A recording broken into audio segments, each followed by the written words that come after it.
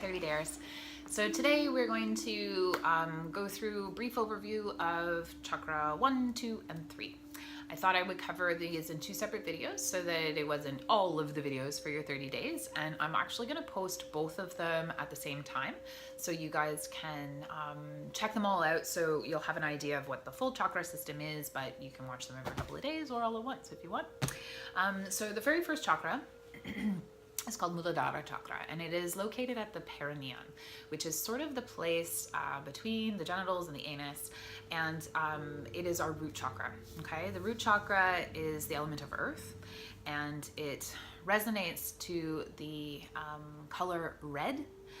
So for those of you who are interested in what you wear, maybe your yoga mat, anything that you want to do to help to deepen your sense of trust, your sense of stability, your sense of security, your feeling of home, relationship with your body or structure, this is the chakra I would suggest to focus on. So root chakra stuff and issues here would be really feeling unstable. In your yoga practice, this might manifest by challenging imbalance. It might manifest in an inability to really feel grounded or secure, or allowing the earth to really support you. Having trust is a big factor in root chakra development. So when we think about when this would have been developing in our lives, root chakra issues can come from a lot of different reasons. Maybe you are constantly fighting to have a really secure financial job, and you go from job to job and you always are really struggling with keeping money. Or maybe you relocate your home a lot. Maybe you have an inability to have a good relationship with family or family members, or you have a lack of knowledge in your ancestry. Root chakra stuff is all about your sense of home. So how you find home within your body, the relationships you have with certain areas within your body part, what you contribute to that.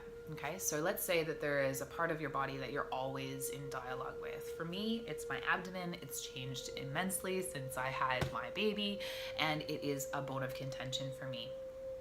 So what I'll usually like to try and do is think about developing the relationship in a healthy way. So instead of being really negative about it, as soon as I find myself having that dialogue inside, which is pretty frequent, I then try to go, okay, this place nurtured my son. This place is a place of growth, a place of creation. This place is a home for him. And I try to really just be more and more conscious of the maybe dialogues that I'm having inside about any particular body parts.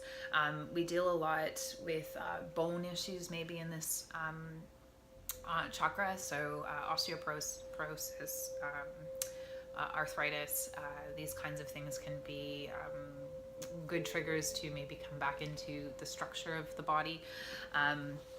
Maybe in a yoga practice, we can practice things like foundational stuff. Sun Salute A and Sun Salute B, those are very foundational flows in a yoga practice. All of your sort of tree poses, things, think about roots, being very settled in Shavasana, and being able to really connect with the earth energy there. If you've attended the Somerset this month, you would have a pretty good idea of, slowing things down to become very present, to be able to feel that as I, stabilize myself in my foundation, how I can actually feel growth. So that would be sort of root chakra stuff, learning how to trust, learning how to have good boundaries. If you have a lot of material issues, so you tend to hoard, you tend to acquire more than you need, those could be a sign of excessive energy moving into the root chakra, because there's a lot of fear with letting things go. So inability to sort of meander through your structures very freely, not have to be too rigid. That would be what I would say would be really good for root chakra stuff. Okay, second chakra, Svadhisthana chakra. This is located sort of kind of between the hip bones near the back. Okay. Okay, and this is the sacral chakra, Svadhisthana, as I just said. It is the element of water, okay, and this is the color of orange. So orange, you know, orange, just your basic orange. It doesn't have to be a bright orange or a dark orange, but an orange color. And citrine, things, different sort of stones and scents are going to help to resonate with it. We have a whole chakra line at the studio that Kelly, who is the apothecary mom, but also a teacher at the studio, she has created, if you're interested in any sort of sprays or essential oils or aromas that are going to help to balance these. But the second chakra is our place where we feel pleasure. It is also the place where we birth. So in the physical body, if you typically have a lot of tension here, the yoga postures are going to be pretty emotional for you because they really do release the emotional experience that's held in there. Fluidity is about sort of having free movement through everything. Water will flow through anything. So if you're very rigid in your thought patterns, if you're very rigid in your schedules, if you're very rigid in your body, we could probably look to finding more fluidity. Spontaneous movement and dance, those are great exercises for second chakra. Swimming, getting in water, those are great exercises to help to balance the second chakra. Okay, yoga postures, pigeon pose, think hip openers like warrior two. These are great ways to triangle pose to get into second chakra energy. When you are experiencing physical symptoms, you might experience things like aches and pains in your low back. You might experience